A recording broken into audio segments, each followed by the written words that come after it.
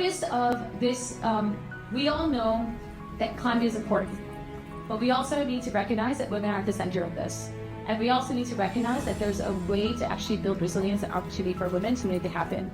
And I'm so honored to have the right people in the room who have to run literally in 7 minutes to actually give their perspective of solutions that actually work really well. We're going to hear from Isabelle, who's going to give us a business perspective around where business and philanthropy and catalytic money and climate is coming together with the sense of gender. I don't think we have to explain why women. I'm sorry, most of us are women in this room, so let's not do that.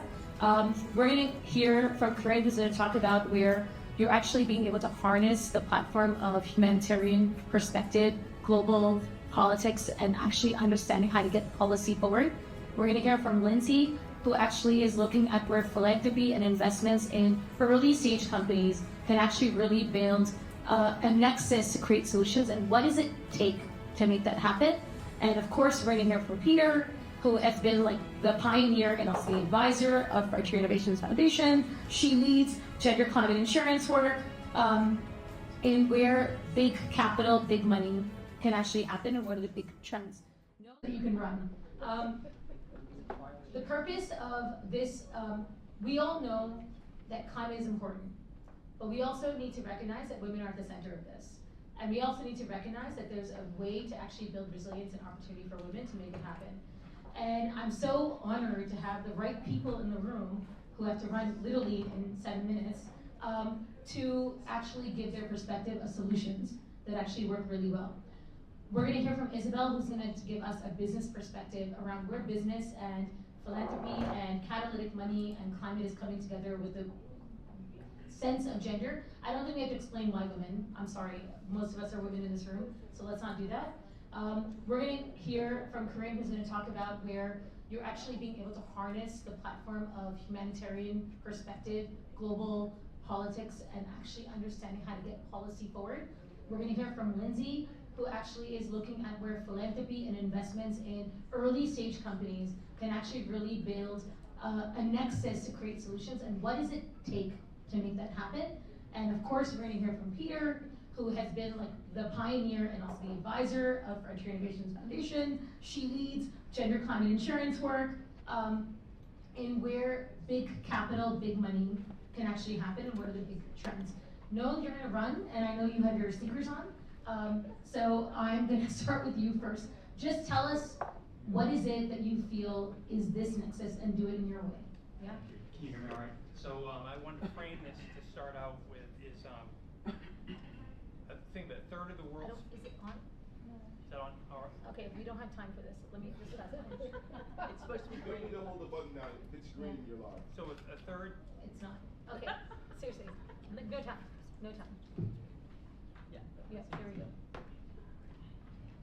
No, it's not. So a third of the world's food is grown by women smallholder farmers.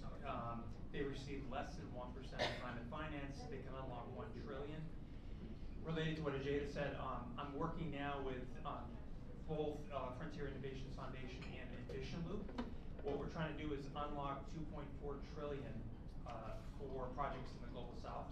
So a huge part, you hear about this, is leveraging catalytic capital in a way that we can drive more investments, then get that money to the right people with the right projects. So a couple things is examples. So there are funds out there. We just need to scale them more. I just came from a session with CGAP this morning. There is money out there. They need vehicles to connect to smaller farmers.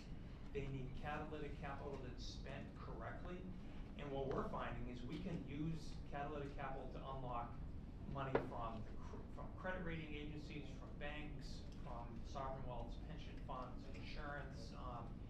And we're basically building a connected financial ecosystem capital stack connected to a pipeline of investable projects. And two things right off, it's working. So I support a $500 million fund called the Urban Resilience Fund. At its core, to Meridian, bootstrapped by Rockefeller and Pitch, every single project has to show how that project will improve equity and opportunity for women. And that fund is growing, and we're scaling more of these. So just to kick off, I mean, if we can better spend capital to the right projects, but I call it last mile resilience, get that money to the people that need it the most. The session I was just at, it's all about women. We need to get that money to women, and I think what we're doing. So quick follow-up to you, Yes. just in that context, right? So what we're hearing is, there's a ton of money out there. Clearly, you just said billions and trillions and numbers, which is great to hear. And then you also said that there's a focus on women, which is important. Yes. And I think that means that we understand that women are at the center of all of this, which is great. You mentioned projects. What is the gap? Why are we not then getting that money flow to the initiatives? What do you think it takes to bridge that so that money moves faster and better in the right ways? And you mentioned vehicles and things, but just a specific thought. So two things, both we need capital, but we also need we need better knowledge share. We need better education. So not just who gets the money, but within the investment community we need good projects. And what we're trying to, and I think Frontier Markets is well positioned to do, is the bridge between a pipeline of projects and investors. And we just need to scale that more quickly. Speed and scale is so important right now. We're also seeing this first loss money, Catalytic capital. Yeah, it could come from philanthropy, family office. It also could come from insurance, could come from carbon markets, could come from company foundations, and they're looking for projects. Yep. But they also need to connect that money on the ground to people who need the money. Right, so we need a pipe, we need projects, we need initiatives, and we need people in between, which is a perfect segue to Lindsey. Because literally, I know, yes, thanks Peter, thank you so much, yeah. Lindsey, given the work that you're doing, you're literally supporting the projects, you're supporting the initiatives, so what are your thoughts around this? Sure, thank you, wonderful to be in conversation with this wonderful group, and thank you to everyone. So for Prime Coalition, just in terms of brief background, so we're a 501c3 public charity. And what we do is we aggregate and channel Catalytic capital towards very impactful early stage climate projects that have the possibility to create long-lasting impact. So we were custom founded in 2014.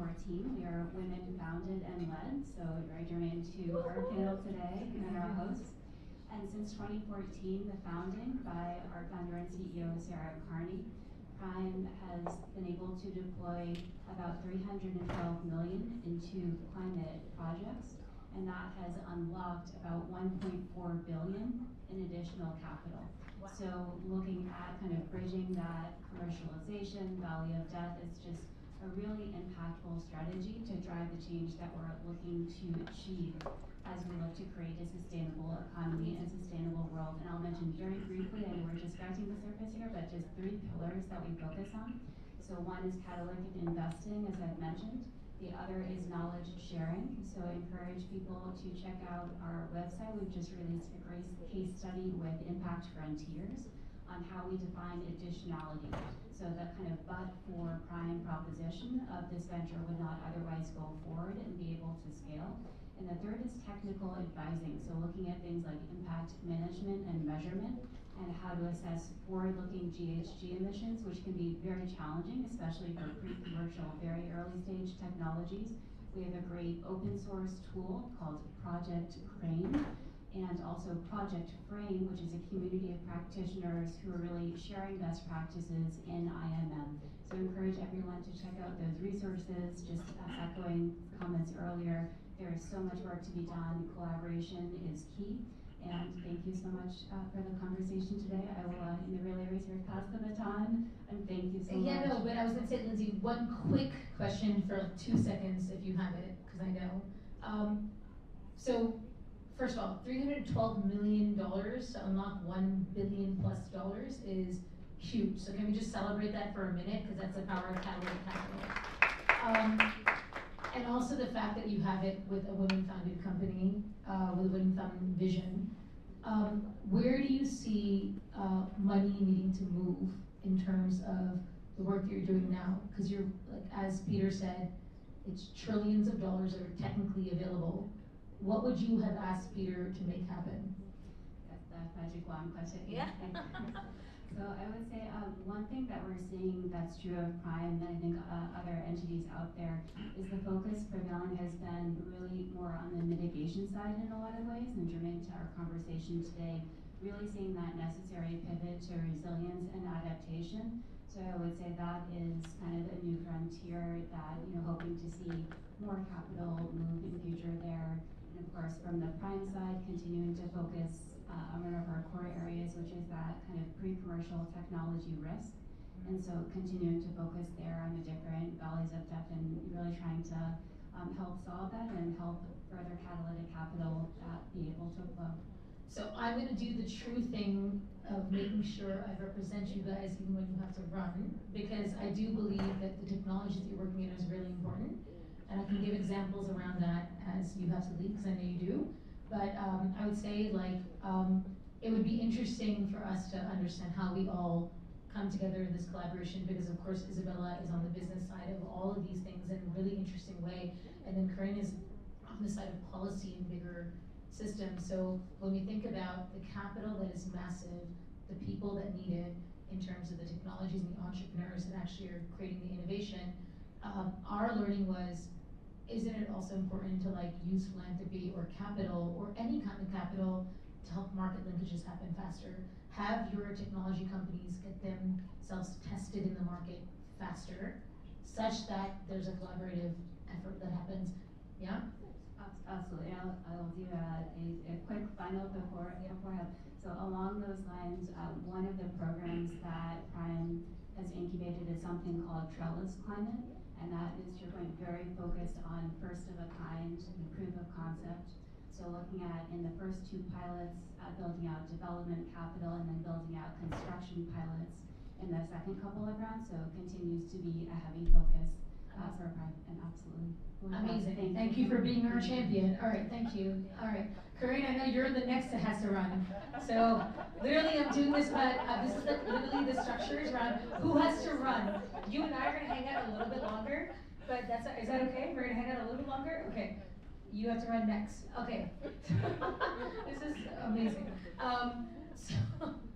So you represent, actually, in my mind, 1,000 hats when it comes to being a champion, when it comes to gender, women entrepreneurs, business, policy, movements, seriously globally. I mean, I'm very proud both of us are a part of your HUG initiative. Hurry up, girls. That's what I call it.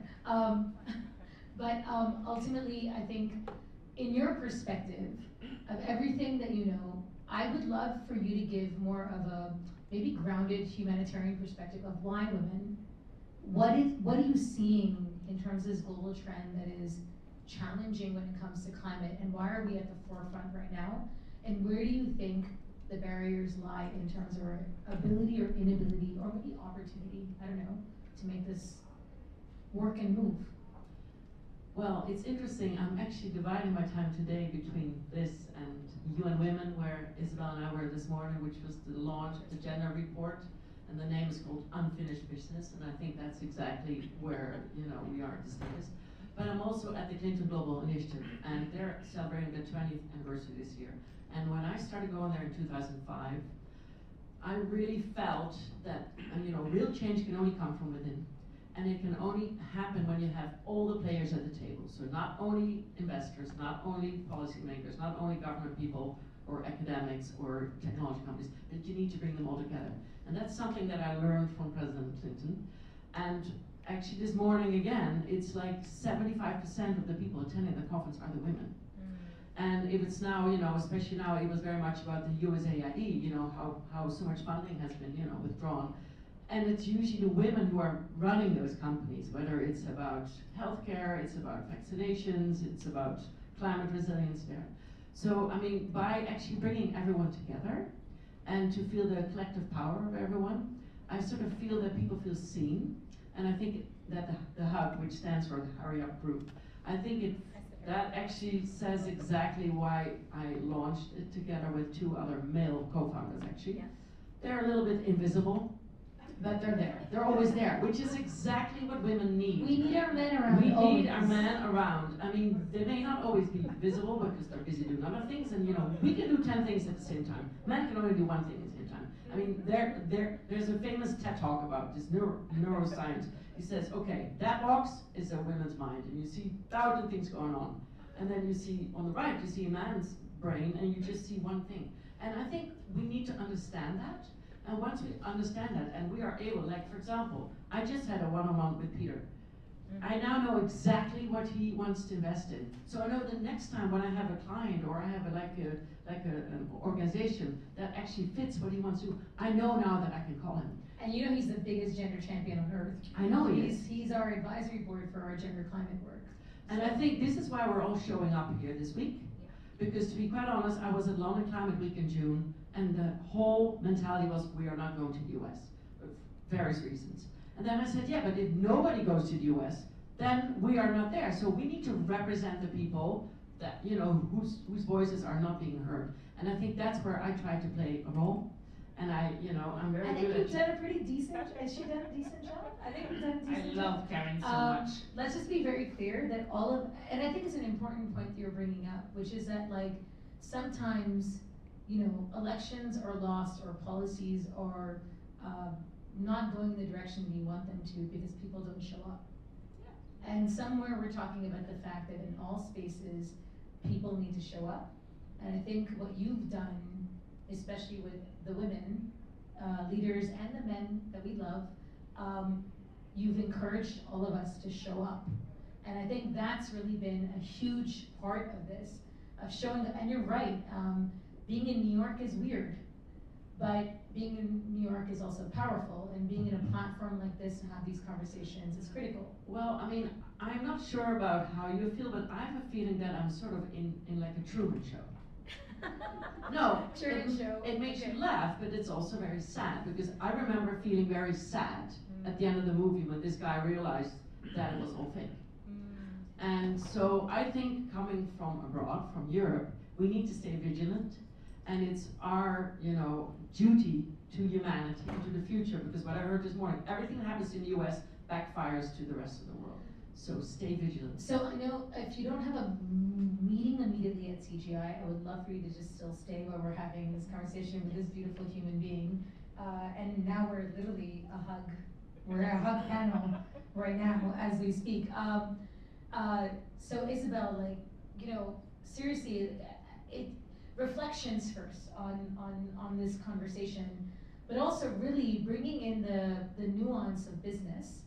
We talk about the things that we can or cannot say anymore, especially when we're sitting in a place like this. Not place like this. This space is safe, but this geography that we're in, where we don't talk about ESG anymore, we don't talk about DEI anymore, we don't talk about climate anymore, we're not supposed to. But the fact of the matter is that business is reshaping or reframing things to ensure that we can still go through an agenda. And I'm just so curious to know, so two things. One, reflecting on this. Two, also your perspective around, is business gonna be the mover? Or is business gonna be the follower? And what do you hope to see? Thank you so much. First of all, thank you so much to and all the team, because I'm so grateful to be here. I believe it's also our responsibility to show up. And when we are here with one another, I think that it gives us so much strength to move forward that I feel grateful for that. Maybe a couple of things. First of all, I think we're all conscious that we are living in an unprecedented time. But sure, there are challenges. We must be true to ourselves, as Carine just mentioned, but there are different ways, and it's up to us. We can choose courage, or we can choose comfort, but we cannot choose both. On my side, I decided already. I have 5 kids at home. I want to be able to look at them in the eyes in a few years from now and say that I've done everything I could at the time that it really mattered. So now, moving to your second question, which is about what I really believe in. I believe in business as a force for good. It's I actually was the. literally okay, hang on. Let me just make sure everyone sees this. And I only have one copy left, so I cannot give it to you. So we're taking a picture of this later. So I want to add. No, but let Isabelle finish her statement. We're running in short minutes, so yes. Go. So a few things is time is about action, and I believe that no transformation will happen without business. That's my conviction. Yes. Because business is about action, and the good news is that 8 out of 10 individuals in the world are expecting CEOs to stand up in regards to social, environmental issues. The second thing is that the good news is that it's moving forward. For instance, we work a lot in the area of boards of directors, so the tune at the top. It is now part of their agenda. All the top 500 companies have it, whether it's said or not, it is there. The challenge is that 70% of the board of directors don't know how to do it, because it's not so easy. So let me share a few things with you. So based on this, the good news is that it's part of the agenda.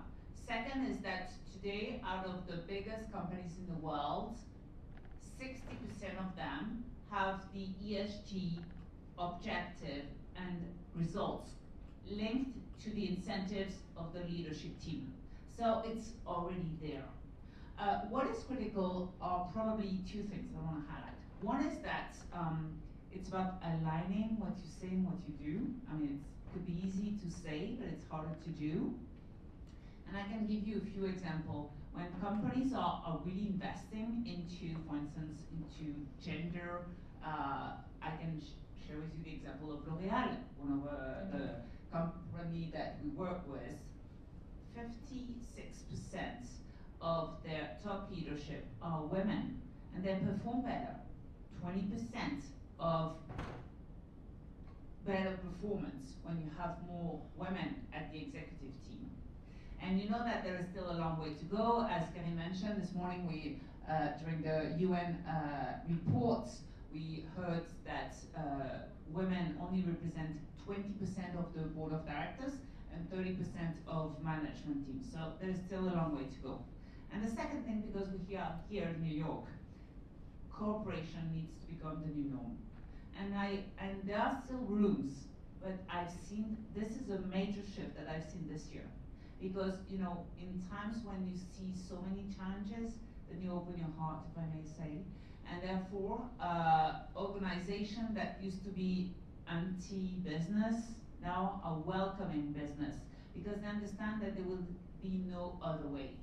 And I can say, share with you another example is the livelihood funds. It's not trillions, but it's 21 companies coming together to invest together and to really empower women in the various supply chain.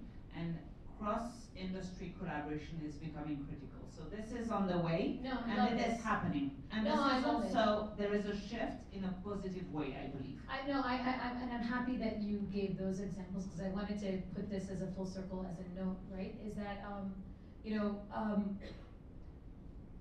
I get the last word. So the last word in my own reflections around this, and it's one of the reasons I wanted to moderate this, because you guys are brilliant, but there's a couple of key pieces that I think are really important. So I love what you said about the how, because I think you're right. I don't think that we've lost the intentionality of wanting to move the world into a positive direction.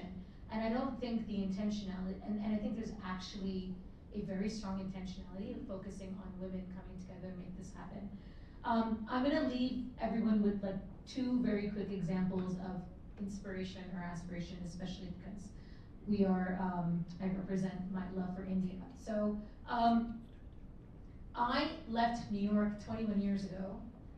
I'm a part of a 300-year-old jewelry family of mostly men, literally. There's only 4 of us that are daughters, and we're all jewelers, and everyone only focused on making money and wanting to like build their best life, whatever.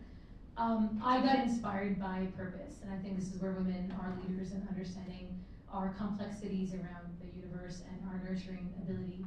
And so 21 years ago, I decided to leave New York, move back to India, and I spent the last 21 years investing in women across rural India. And today, 50,000 women entrepreneurs are on a tech platform that are helping over 5.5 million families get access to services and what they're seeing in a really big way. But I also decided to understand the role of philanthropy and the role of business, to your point, and the role of policy. And I think that what I learned was you have to bring, as you rightfully said, everyone together on the table. Women are damn good at doing this. This has been my job in life, hence why we were able to do this so quickly. But like the idea was, how do you bring in government? How do you bring in banks? How do you bring in policy? How do you bring in social innovators? How do you bring in corporates? So we brought in like MasterCard, SAP, we brought in like the most incredible corporates, but also now families. Because we realize that the role of philanthropy is really powerful. And somewhere we have to understand that if we have to bridge the barriers and gaps, we bring that in a very different way. I'm gonna call out Emma because she's here, but she's my favorite example of where the role of family and philanthropy can actually take into action. And what do we need to make it happen? So one, as you rightfully said, show up. Two, as you rightfully said, don't go in with skepticism, go with intentionality to change. Three, I think it's about giving those examples and building out that case. Four, I think it's, as we said, all women come together to make this thing happen. In gender climate specifically, like imagine in the coalition, and you'll love this, Howden, Global Parametrics, Celsius Pro, local insurance providers, Frontier Markets, A Foundation, and Humanity Insured. 7 organizations came together and literally just yesterday helped 10,000 women farmers get access to climate insurance for the first time in their lives. Right? To like actually, right? Ever. Like flood, and it took innovation, and it took, but as you said, it took intentionality. I just want to say, like, I just want to thank you both for still staying around. And I also want to say that I would love to have you have your last words. I said it was my last words, but it's not. It's your last words, and then, Sophie, if we have time, we'll let someone ask a question, otherwise we'll end. Actually, these 3 are my favorite people on the world, because I've actually met all 3 of them in Davos. Yes. Isabella's third time On the here. trip. We met on the trip. Yeah, Binoculars. So Isabella, this is her 3rd time on the Win Lounge. Yeah. You know, Yeah. when I didn't even have a Win Lounge, which I did for the India Pavilion, she was there. Ajaita's 2nd, and she's been a great supporter. But your energy exceeded mine today. I must say that. And Carine and me met on a train. But thank you so much for joining. Any last words? But I know we have a networking mixer, but you are my favorite people in the room today. Of course, with the rest of you, I'm not neglecting anyone. But we have a really short networking mixer upstairs on the terrace, which is beautiful, so we can carry forward the conversation there. Well, what I like is what you're doing. You first did it in Davos, then you did it in Cannes, and you're doing it now here too. Yes. You are Bravo to you. No, Yes, you are planting seeds, and you know, I was actually asking Ajaita, who is in the room? She said, well, it's a little bit of Indiophobia, it's a little bit of this and that, but you know, you are actually part of something that's growing. You guys are my biggest supporters, and I must say, our journey started in Davos. And I met each of you in Davos at different points. Any last words? I just want to say thank you, Studi, for what you're doing. And I believe in the fortitude, the strength of heart that you have. That is required in challenging moments. Thank you. Can we get one question, maybe? Can we let Emma ask the question? Okay, Emma. Yeah. Hi, Yeah. I hope you can all hear me. My question is, you know, you've probably got a room full of incredible people in the room. Can we give her a mic? There's a mic. Do you want me to take I mean, yeah, just take this. Exactly. Thank you. Yeah. My question is, you have a room of incredible people, and like myself, some of you will possibly be from a family office background. How can we support? What can we do to help you with what you're doing to have a bigger impact? Because that is, I believe, why we're all here today, to have an impact and make a difference. Well, actually yesterday I was at an event for the 25th anniversary of Room to Read, which is an NGO that I've been very much involved with, and I used to do fundraising. And there was the head of the Goldman Sachs Foundation, Asawi Pompei. I'm not sure if anyone is familiar with her. Fabulous lady. And she said that, family offices, but also philanthropics and like the Goldman Sachs Foundation, she said, we can really help NGOs coming more together. If they have the same mission, they try to bring them together so that they can actually invest more money to actually, make the bigger impact. I think it would help enormous if family offices would actually define which topics they are interested in, whether it's education or healthcare or climate, something. That's something, that's sort of like a gray area often. And I actually advise NGOs on philanthropy, on fundraising, but I sometimes really do not know where to send them to. So that's actually a request that I have. Do you have a thought? I agree. So I agree with that, but I would also say that I don't think the onus is on the family office per se. I think the onus is actually on us as the ones that are implementing the work to actually put ourselves forward in a different way to give solutions. What I've learned over the last 3 days of being in front of a lot of philanthropists and family offices is we generically talk about gender, climate, healthcare, etc. But people are looking for solutions, right? If you can put solutions in front of them to go, hey, XYZ families are already in, XYZ corporates already believe it, and the entrepreneur or the, let's call it the social innovator, right? So whether they're a nonprofit or it doesn't matter, they are reputable, they've created scale, they have a backing. It's not about reputable as awards, right? It's about how many years you've actually been doing the work and have you actually had the proof of impact. If that happens and you have like, I don't know, 1 or 2 families or philanthropists, right, that are actually saying, we'll vouch for this, we back this, and then we open that opportunity to then engage others. Because the reality is that I can't be in the same room, well now I can because I am a family myself, but I'm saying most organizations cannot be in the same room of those philanthropists because you're always feeling you have to pitch to them. But actually we have to change the narrative. It's about going, you have money that you want to create an impact for, and I have the solution. Let me show you the solution so we can change the world together.